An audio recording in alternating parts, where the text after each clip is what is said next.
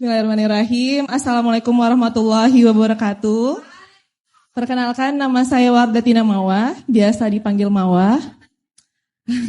Izin bertanya nih Ustazah. Kadang kita tuh pengen banget ikhlas, bener-bener ikhlas dengan menghadapi ujian yang udah Allah kasih. Ketika mungkin dikhianati atau dizolimin. Karena kan setiap manusia pasti ada ya ujiannya ya Ustazah ya. Tapi kadang hati ini kayak terlintas di pikiran ini tuh, kenapa sih harus aku yang ngalamin ini? Kenapa sih harus aku yang menerima ujian, cobaan yang mungkin menurut aku berat, tapi mungkin yang lain bisa jadi lebih berat dan gak berisik nih. Wah ini ya Allah, wah ini. Kadang gitu terlintas di pikiran tuh bertanya-tanya seperti itu ya Ustazah.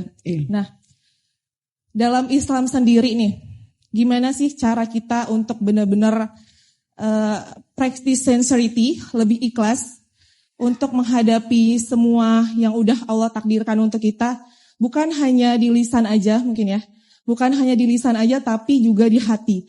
Gimana sih caranya agar kita bisa melewatin bahkan mungkin lagi di fase terberat yang udah kita rasain. Ya. Mungkin seperti itu Ustazah, mohon arahan dan nasihatnya. Mohon maaf kalau bila ada salah. Barakallahu fikum, jazakillahu khair. Assalamualaikum warahmatullahi wabarakatuh. Ada satu kalimat, kata Nabi, kalau seseorang dicinta sama Allah, maka dia pasti akan diuji. Iza ahabballahu abdan ibtalahum. Ketika seorang dicinta, pasti dicinta oleh Allah, pasti Allah akan mengujinya. Tapi kan ujian itu gak enak Ustazah. Teman-teman jangan sekalian, dan Kak Mawah yang bertanya, ganti kalimat ujian dalam hidup kita dengan kalimat, ini bukti cemburunya Allah. Bukti cemburunya Allah. Mungkin kita kurang, mungkin kita lupa dengan Allah. Mungkin kita mohon maaf terlalu bergantung selain kepada Allah. Sehingga ujian itu diberikan oleh Allah seolah-olah Allah mengatakan, balik dong kepadaku supaya sholatnya lebih khusyuk lagi, sholatnya lebih lama lagi, doanya lebih panjang lagi, agar engkau menyebut namaku, kau menyebut namaku pada lisanmu, agar di lisanmu ada nama-namaku. Tapi Ustazah, rendah banget loh, jatuh banget loh, sakit banget loh. Seperti saya katakan, sakit, sedih, gak ada masalah, itu rasa. Tapi efek dan dampak setelahnya, itu yang harus jadi komitmen kita, baliklah kepada Allah. Karena seorang yang beriman, dia menghadapi satu kesedihan, satu luka. Sekecil apapun itu, meskipun cuma tertusuk duri, tertusuk jarum, seberapa beratnya itu sakit, Allah akan ganti sakitnya itu dengan kebahagiaan, dengan derajat yang tinggi. Teman-teman semua di sini, Kak Mawah juga mungkin merasakan, ngadepin ujiannya gak enak. Tapi kan saya bilang tadi gak lama kok. Setelah itu, apa kebahagiaan yang kita punya? Itu dari Allah. Belum kelihatan Ustazah, tunggu gak lama kok. Jadi teman-teman semua, kalau sekiranya sekarang lagi ngerasain sedih tapi belum kelihatan apa hasilnya, gak lama kok.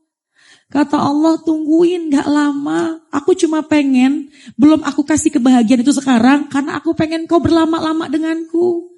Dengan kau sedih, kau akan sholatnya lebih panjang. Dengan kau sedih, kau doanya lebih panjang. Dengan kau sedih, kau sebut namaku pada lisanmu. Aku masih senang bersama denganmu. Aku masih senang namaku diucap pada lisanmu. Semakin disebut namanya Allah, semakin naik derajat kita. Hakikat ujian membuat kita dekat kepadanya. Teman-teman, hasil orang yang diuji dua. Satu lewat jalur, lewat jalur setan. Yang kedua lewat jalur Allah. Yang namanya lewat jalur setan, dia diuji, mohon maaf. Dia lupa sholat. Dia jadi balas khianat. Mohon maaf nih, dia jadi buka aurat. Dia jadi orang yang jahat. itu jalur yang gak benar. Dan dia orang yang kalah.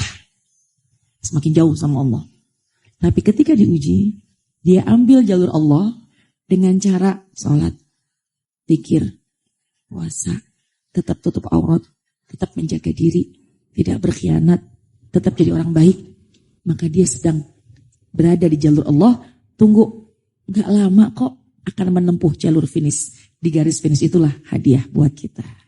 Hadiah bukan berupa harta, tapi kadang kenyamanan, kok ketentraman, diganti dengan sahabat yang lebih baik, diganti dengan nanti pasangan yang lebih baik, diganti dengan semua keadaan yang lebih baik. Dan itu pasti, karena hakikatnya kehilangan bisa jadi itu buat penyelamatan kita.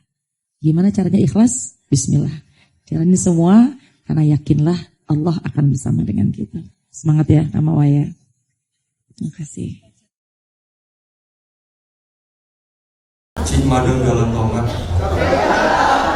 ke pasar di pagi hari.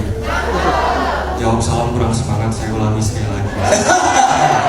Assalamualaikum warahmatullahi wabarakatuh. Waalaikumsalam warahmatullahi wabarakatuh. Halo Ustaz. Halo Bapak Sandi, jaga kenal. Perkenalkan, nama saya Sadam Permana. Ustaz curhat dong. Beda-beda. Jadi saya adalah muslim dari lahir, Ustaz. Tapi banyak yang gak percaya, Ustaz, karena muka saya. Iya. Karena saya memang ada keturunan Chinese. Jadi setiap saya pergi kemana-mana, pas saya bilang saya Islam, orang-orang kayak, hah? Gitu. Maka di masjid saya pernah dituduh mengalah, Ustaz. Padahal saya muslim dari lahir. Iya. Tapi pertanyaan saya adalah, kan saya masih muda ya, Ustaz ya. Sebagai anak muda, boleh gak sih sebenarnya saya itu belajar tentang akidah dan keimanan dari agama-agama lain sebenarnya? Karena ada sebuah proses atau pengalaman dalam hidup saya di mana saya berusaha untuk mencari sebenarnya esensi saya beragama Islam, apakah hanya karena saya mengikuti orang tua atau memang karena saya memilih Islam sebagai agama saya yang seutuhnya. Jadi tepatnya di tahun 2024 ada masa di mana saya ingin mencoba untuk belajar agama-agama lain selain daripada Islam. Pertama, apakah itu adalah jalan yang salah dan apakah itu artinya saya menduakan agama Islam itu sendiri? Dan yang kedua, sebenarnya apakah diperbolehkan untuk seorang yang beragama Islam dari lahir karena orang tua untuk tetap berproses dan mencari makna Islam versi dirinya sendiri itu seperti apa? Kira-kira seperti Ustaz. Yang ketiga, Allah bentar, sorry. Yang ketiga, pertanyaannya lebih kepada apa yang sebenarnya harus saya lakukan untuk bisa memperkuat keimanan saya terhadap agama saya dan akhirnya saya bisa tetap benar-benar memilih Islam sebagai agama saya sampai akhir hayat. Kira-kira seperti itu. Wabillahi taufiq wal hidayah. Wassalamualaikum warahmatullahi wabarakatuh. Waalaikumsalam warahmatullahi wabarakatuh. Oke, yang pertama sering dianggap tadi ya non atau mualaf gitu ya. Pertanyaannya seperti itu ya, nggak apa-apa juga sih. Kan banyak juga yang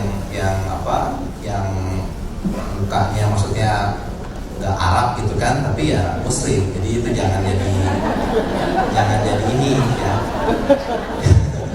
Jangan jadi buat down, itu yang pertama. Yang kedua tentang belajar tadi, mau belajar teologi, mau mencoba mempelajari semua agama. Saran saya, kalau dengan posisi Mas Sadam sekarang ya, jangan.